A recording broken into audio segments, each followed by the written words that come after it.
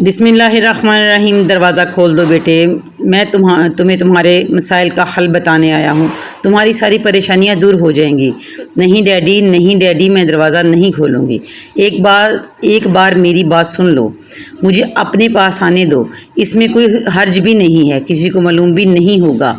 नहीं नहीं इमरान, आ जाएं, फिर आपको जो कहना है इनके सामने ही कहिएगा।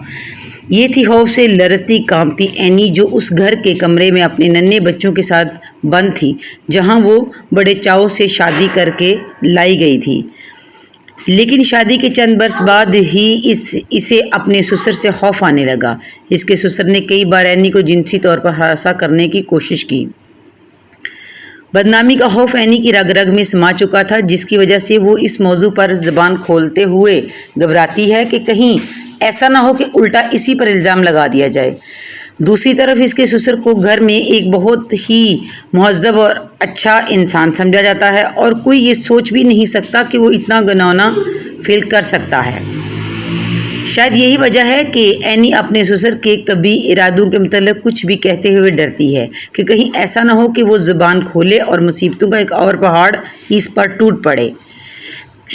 शादी के बाद इसके साथ जो हालात व वाक़यात पेश आए, उन्होंने इसे एक पुरइत्माद और ज़हीन लड़की से एक खौफज़दा और एतमाद की कमी का शिकार लड़की बना दिया। अपने ससुर की गंदी नज़रें तो वो बहुत पहले ही पहचान गई थी, लेकिन इसे ये मालूम नहीं था कि ये शख्स अपनी जिनसी तस्कीन के लिए किस हद तक जा सकता है। आला तालीम, ख़ानदानी पस मंज़र, दीनी हालात, माशरती हदूद और अखलाकी इक़दार कुछ भी इस भूखे शख्स का रास्ता न रोक सका। कई दफ़ा तन्हाई में पाकर इसने एनी से जिनसी ज़्यादती करने की कोशिश की।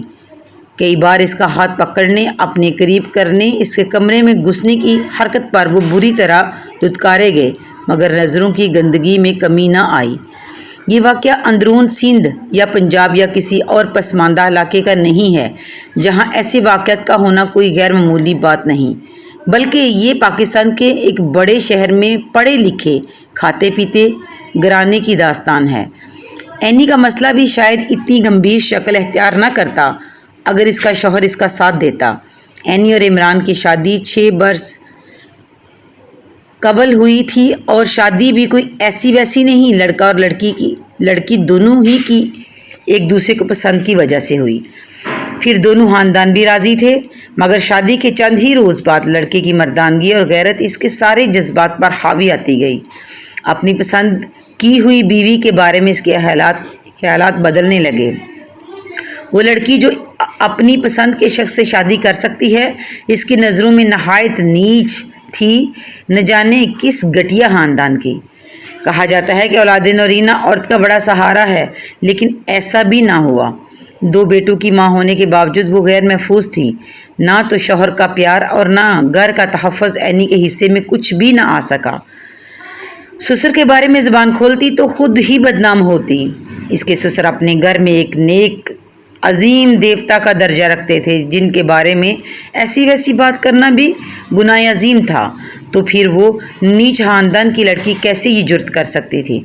दूसरी तरफ शौहर की बदसलूकी ज़हनी व जिस्मानी तशद्दुद की शक्ल अख्तियार करती जा रही थी।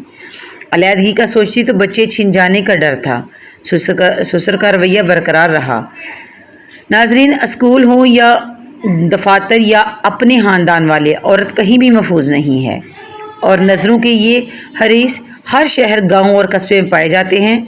नीयत में फतूर को अमूमन पसमानदगी या गुर्बत या तलीम की कमी से मंसूब कर दिया जाता है, लेकिन ये महज एक गलत फहमी है।